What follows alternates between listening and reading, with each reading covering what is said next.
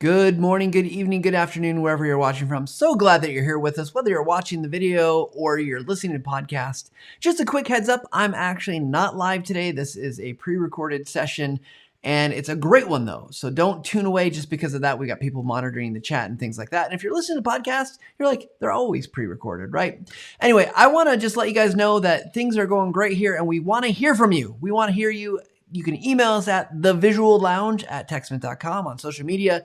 You can just tag at TechSmith and let them know you're talking about the podcast, or put the hashtag #TheVisualLounge, because we want to know what's going well. And I'd love to hear, for anyone's listening to this, we want to know, what are some things that you want to learn about? Who would you like to see on the show? I know I've got a couple of requests come in, but I'd love to know more, like what are the topics that you want to hear about, so that we can make sure as we're planning out into the future, we can fill those needs, because we're here to serve and here to talk about the things that will make the biggest difference for the people listening. So with that said, I want to jump into today's content, because this is an interview that we did in 2019 at a conference called TLDC, Training, Learning, Development. C is for conference, and they've got a whole other slew of things C can stand for. There's a community that you can go and join if you're into learning and development. But our guest today was wonderful and fantastic. And I know I say that about a lot of our guests, but she was really just a delight to interview and to talk with.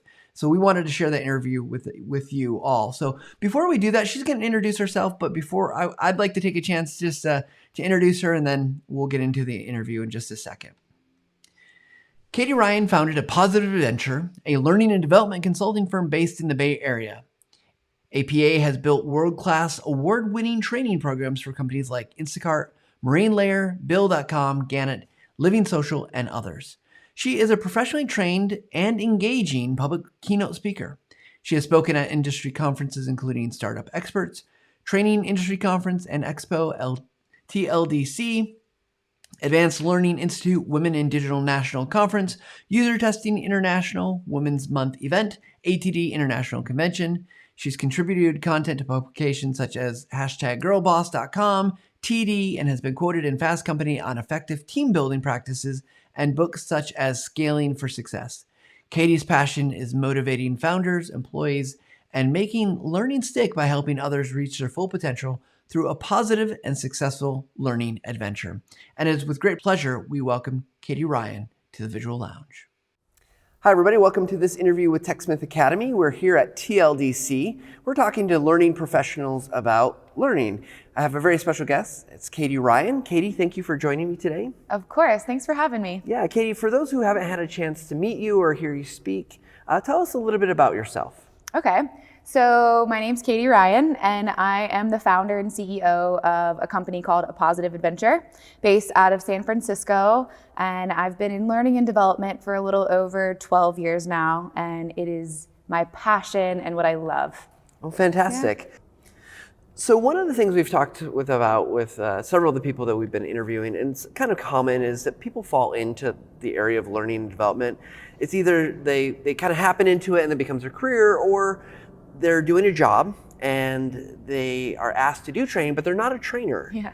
So when people are in that situation, what advice would you give them as they get started with making maybe their first training? Yeah, and is this that they actually want to be a trainer? Maybe, maybe not, okay, right? Yeah, okay. So I think the first question is, do you actually want to go down this path of learning and development and training, or are you just being asked to do this? Well, let's say if they're just being asked to do this, because I think that happens more and more in companies. You know, training groups are shrinking. You know, it's the budgets. People are like, oh, it's a cost center. I'm not going to invest in that right now. Mm-hmm. What do you tell? How do they go about making a good training? Yeah. So I think it depends on who you ask, but good training goes always back to the audience that's receiving the training. And so what do they need? Why do they need it? And how can you motivate them when you're creating the content? For fresh newbies in L&D, I would recommend that they find somebody that is well-versed in L&D and shadow them, partner with them. Find a mentor of sorts. It doesn't even have to be a formal mentor, but somebody who's already been doing it, and grab coffee with them, take them for coffee, ask them questions, and fill in what you don't understand with knowledge of others who have that. So from your experience, I know you've had a kind of a broad experience working with lots of different organizations. Are there skills or, I guess, abilities that you would look for? Like, if someone's getting started, they probably don't know what to even look for in a mentor. What advice what would you tell someone to look for in someone in the learning and development field as a mentor? So I think it goes back to if they want a career in learning and development, Right. let's say if they do, then I think it's worth investing time and energy into a mentor-mentee partnership. Right. I've had so many mentors in my life, formal and informal, mostly informal. You know, it's just been people at previous companies who were higher up who I've stayed in touch with, and they'll give me advice on, you know what, you've been really working hard. Have you shared what you've been doing internally? And that's how I started figuring out I should share accomplishments and stuff like that. So I think mentorships can be formal and informal. Formal ones sometimes like local organizations or networking groups will work with you on that and pair people up. Some just organizations that you work for, if you work for a big enough company, a lot of times they will have formal mentor-mentee groups that you can sign up for. So I think it's just thinking about, what do you ultimately want to do? Who's already doing that? And if they work within your organization, or if they're in a networking group that maybe you're a part of or maybe you're not a part of, maybe join it. Right. Let's say all of those things go sideways and you don't have the ability to do either of those things. Go on LinkedIn and start looking up people, looking up titles, and see what they do. Look at their LinkedIn, and then you can start seeing, okay, what certifications, what things have they done? If this is ultimately where I want to go, well, what have they done to get where they are? And then you can ask intelligent questions of them about their experience and how they've gotten there. Yeah, that makes so much sense. Go look to see who people are successful. Yeah. How did they get there? Like, what path did they take? I love that. Yeah. So let's move down this a little bit, right? So we got this person, they're having to make training, maybe they start doing their research, maybe finding a mentor. Now rubber's hitting the road and they got to make something. What are some keys to making effective learning? Are there some general things that you'd say, like, effective learning looks like this? I sometimes don't follow the rules on this, so it might not be, I'm not always the most popular of opinions. Because I think sometimes people over-engineer learning, and they use a lot of buzzwords because people are saying it and they read it in an industry publication or whatever. I think sometimes we can overcomplicate it. That's great. It's nice to make it complicated because then we're seen as valuable. You know, it's like all these words that nobody else knows. But really, a lot of it comes down to common sense. There is something that you're trying to do. There's a reason there is a training. What is the reason? What are you trying to accomplish? Is it a behavior change? Is it informational? Like, what are you looking to do? Outcomes, learning objectives, whatever you want to call them, learning goals. And so we're trying to change behavior, do something. Now we need to think of who is going to be there. What are they going to worry about? Are there things that we need to demystify for them in this process? Do we need to untrain them? Do we need to introduce a new concept? Like, it's just understanding who's there and their level of knowledge when you start. What are you trying to accomplish? And then you can get creative about what you do and how you do it to make it happen. I am a firm believer in training should not be a 4-letter word. It's something that I operate on because I think the bar in training is very low.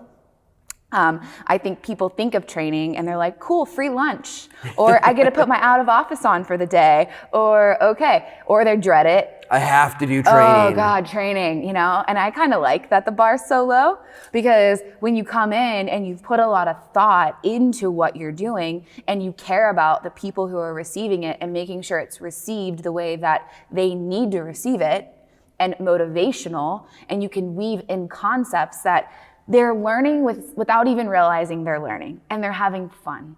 And that's when the whole goal is making learning stick. You're trying to do something. So like, what is it? And so I think when you think about the goals, the outcome, the target audience, then you can get creative about how you make that happen. But you really have to understand what you're trying to accomplish and for whom. Yeah, I love that we don't have to overcomplicate this. I mean, there's obviously lots of stuff out there, lots of research, things, models and frameworks, which are all really great. Yes. But at the end of the day, the question becomes, have we changed, or are they able to do whatever it is that needs to be done? Right. Fantastic. So let's kind of keep going down this path. So they got through the step, they've made something. At the end of the day, they want to make sure that that change or that impact has happened. Mm-hmm. How do you know? Like what suggestions would you give to someone for helping them to measure or to understand that they had the right impact? The $1 million training right? question. Everyone wants to know. So hard. Well, it is, because a lot of times in an organization, there are so many confounding variables. So it's hard to isolate, like, this training is the only thing that impacted this, you know? And as much as we would love to think that training is the end all be all anecdote for every problem, it's not. Right. So I think the first thing is identifying, is training what's actually needed? Because sometimes people are like, we need a training. And let's take an example of sales training, okay? Mm-hmm. So they're like, we need to train the sales team to sell this solution. They need to sell it more. It's like, well, they've all been trained already on selling that solution. Let's talk about why they're not selling the solution. Is it because they don't know how? Is it because their comp plan doesn't align to make them want to sell that solution? No motivation. There's no motivation. Is it because everything's designed that they sell something else? And so first, I think it's making sure training is what's needed. Right. And then next, it's going back to, there's a reason that we're having this conversation. Why? What does success look like for you? Yeah. And so when I go in and talk to clients, I'm always asking them that. Like, at the end of this, for you to say, this was worth it, what does that look like? And a lot of times they don't even know. They're like, we don't know. We just know we need to check this box. And I'm like, okay, we need to have a deeper conversation here, because otherwise we're setting up everyone for potential failure. And so I think it's then thinking about, once again, the audience. It's thinking about why we're meeting, like, what are the things that they think they need? And then let's say we agree on learning goals. Okay, so high level learning goals, we're using words like understand and sort of like vague, can't really measure a level of understanding type goals. Right. Then it's like, okay, per module, how can we make sure that we can measure something? And it starts with baseline. So if we think about new hires, you know, and we're looking at ramp, okay, well, what is their current ramp time? How do we know that? What does exit interview data show? Are we looking at retention statistics? Because 30% of new hires voluntarily leave an organization in the first 6 months. So what is our baseline on that? And then after we roll out a new hire program, do we see a change in that number? So I think it's looking at baseline data as much as possible. And sometimes you have to get creative about that. Sometimes it's qualitative. And so it's like exit interview data, or is it being mentioned, or just looking for qualitative and quantitative data that you can baseline and then measure an uptick based on the learning. Yeah, well, you've just given a whole course in such a short time on that. That's awesome. Because I think this is a challenge, right? That we, especially for people who are living and breathing the training organization, getting those metrics and understanding them it seems to be a big challenge. And I think a lot of times the organization just wants whatever the fastest, easiest, that's why we say, just make a training, right? Because we want the fastest path to something in some intervention, right? Whether it's actually the right intervention or not. So yeah, and that can be a big waste of everyone's time. You know, they think that that's we need a training. You know, they come to us, hair on fire, we got to get a training out the door. Right. And it's like, on what? You know, like, okay, we need a training. Why? Like, it's our job as L&D professionals to layer in and do a thorough needs analysis on why, and then tell them if we disagree and why, you know? And so I think it really does always go back to the why are we doing this? And we're not just doing it for the sake of doing it. So how do we make sure that we can measure the uptick? Hey, it's Matt here. I just want to interject for a second. I hope you like what you're hearing from Kati Ryan so far. I think she is just brilliant, and we're so grateful that she was willing to take time at that event to talk with us. And I've stayed in communication with her a few times, and she's just really fantastic. And I love some of the things that she's saying here, right? That, you know, the idea training doesn't have to be a 4-letter word. You've got these opportunities to really engage your audience, and I love her approach. And I'm curious, at this point, if you're in the chat or if you want to message us later, what are your thoughts so far? How can you make training not be a 4-letter word? And what role do you think video and images might have in that for you?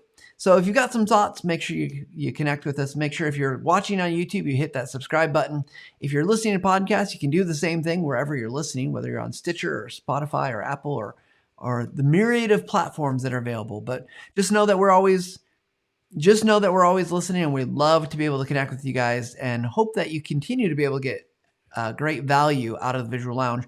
Before we'll wrap up here, we'll go through the rest of the interview, but just so you know, next week, Lee Lefevre, the creator, co-founder of Common Craft, is going to be on the show. If you don't know Lee's work, go look up Twitter in plain English. Go look up How to Survive a Zombie Apocalypse from Common Craft. So many great videos have come from Lee and his partner Sochi that we want to feature Lee, and he's been a guest on previous things that we've done at TechSmith, but he's always got more great things to say. So we will see you guys coming up soon, but I'll be back right after the rest of this interview. So enjoy. Now, as someone who goes into a lot of businesses, I'm assuming that when you go into these organizations, you're not an expert on what they do. You don't know everything. How do you go about getting really good information from subject matter experts so that you can create whatever that effective intervention might be? Yes.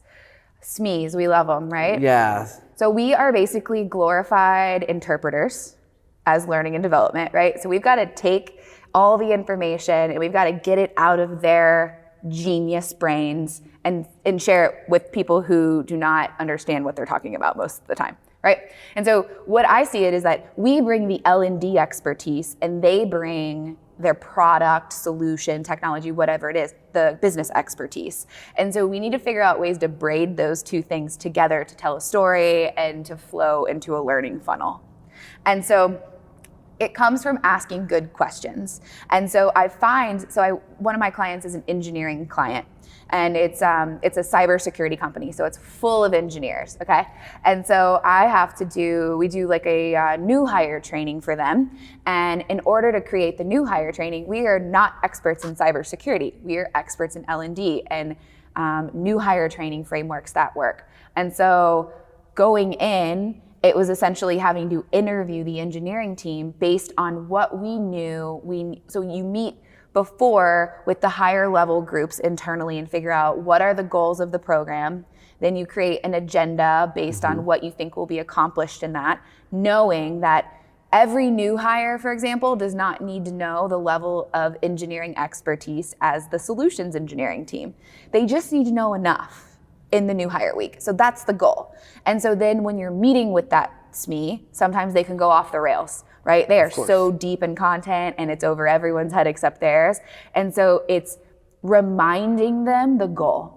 So as you start talking to them, just like when we sit down to start talking for an interview, right? You're like, here's what we're gonna do, here's how we're gonna do it. It's the same when you're interviewing a subject matter expert. It's setting expectations of, this is for new hires, this is the audience, this is what I'm hoping to accomplish. You're probably gonna go deep a little bit and I'm gonna pull you back, so be prepared for that. And then you have questions assigned or already written out that you're gonna ask them, hopefully that then they can uncover. You can get those little like nuggets of information that then you can use. Yeah, that's fantastic. I love that you're putting that forward, that you're going in but you're not just asking a bunch of questions, but you're also guiding them because they know what they know, right, and they don't know what you need. Right.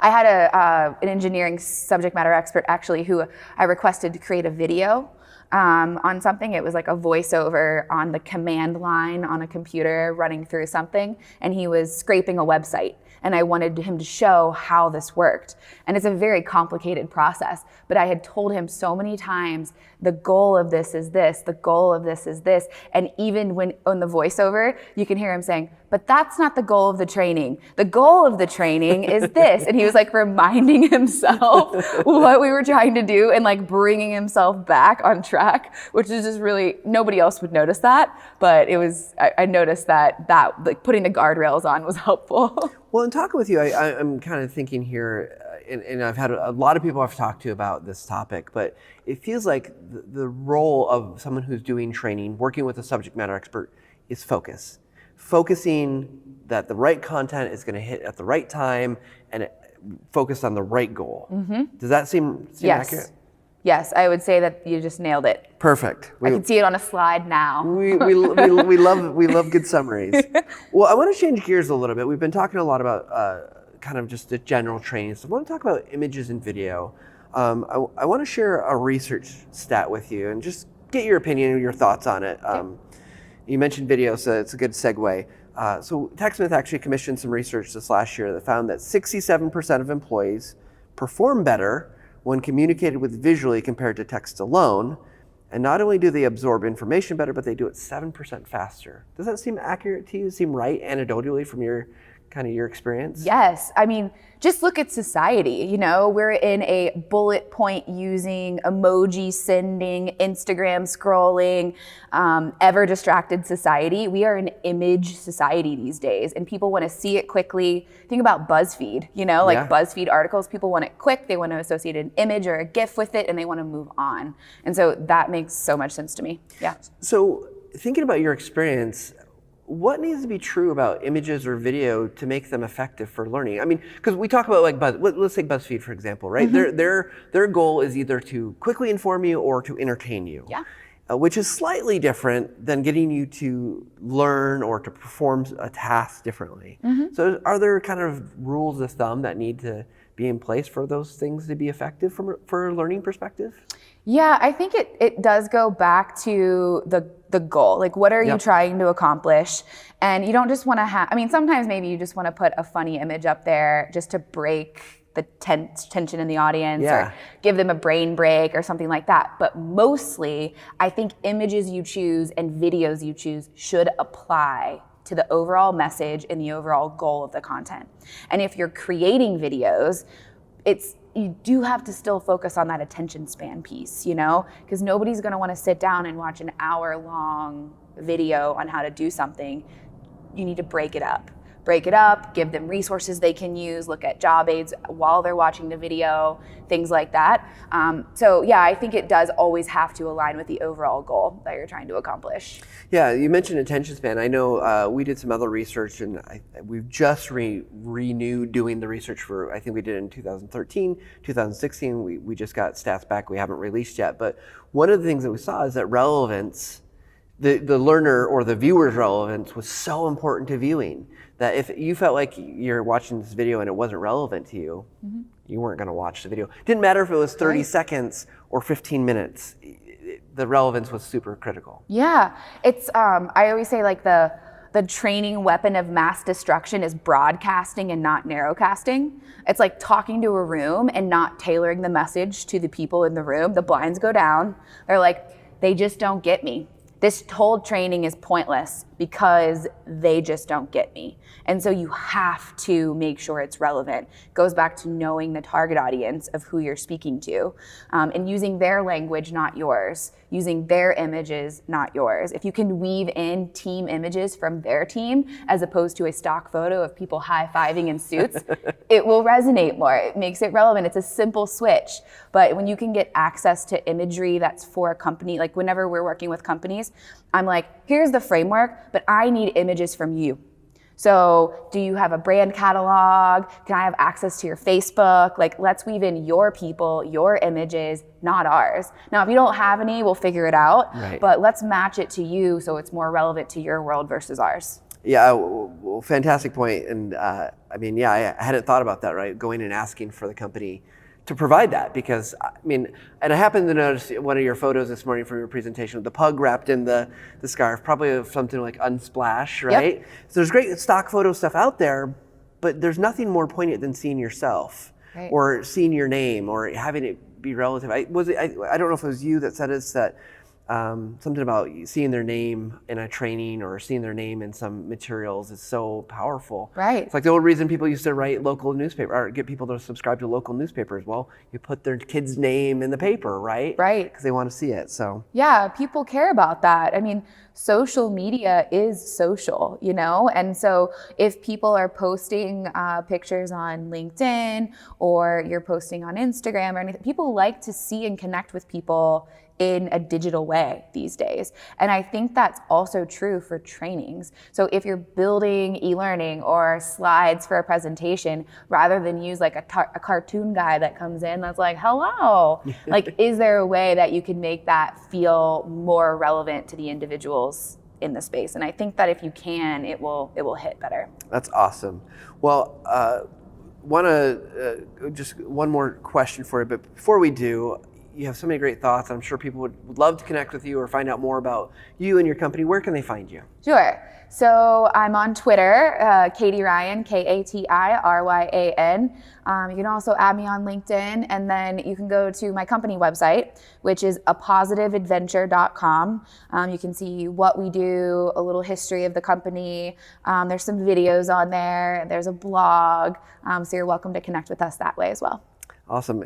And a great name and a great story, which I'll save for another time, or okay. They can find out on your website. But I love the story behind why your company's named that. Thank you. So kind of wrap things up here. What would you rather be known for, making a fantastic omelet or effective training? Ooh.